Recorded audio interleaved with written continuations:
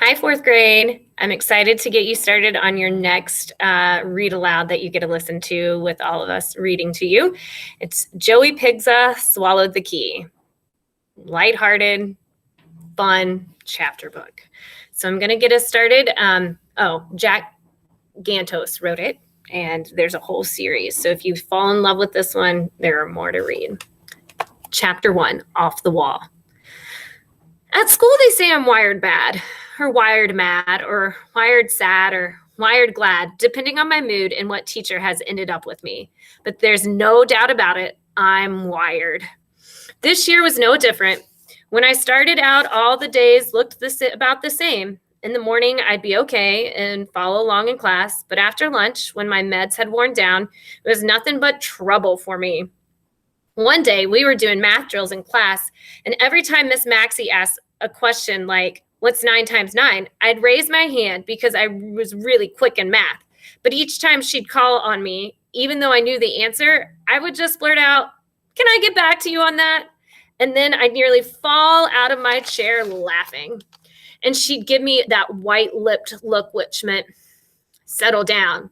But I didn't and kept raising my hand each time she asked a question until finally no other kid would raise their hand because they knew what was coming between me and Mrs. Maxey.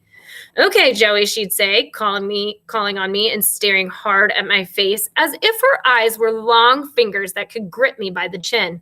I'd stare right back, hesitate a second as if I was planning to answer the question, and then I'd holler out really loud, can I get back to you on that? Finally, after a bunch of times me doing that in a row, she jerked her thumb toward the door. Out in the hall, she said, and the class cracked up.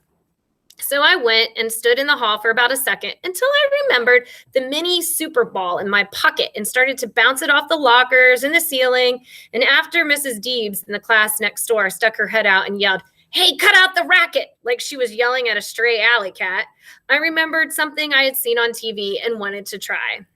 I had seen the Tasmanian devil whirling around like a top, so I unbuckled my belt and pulled on it really hard, as if I were trying to start a lawnmower.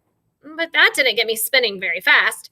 So I took out the high-top shoelaces and tied them together, and then tied it to the belt and wrapped it around my waist. Then I grabbed one end and yanked on it and sort of got myself spinning. I kept doing it until I got better and better, and before long, I was bouncing off the lockers because I was dizzy too. Then I gave myself one more really good pull on the belt, and because I was already dizzy, I got going really fast and began to snort and grunt like the Tasmanian devil until Miss Maxey came out and clamped her hands down on my shoulders.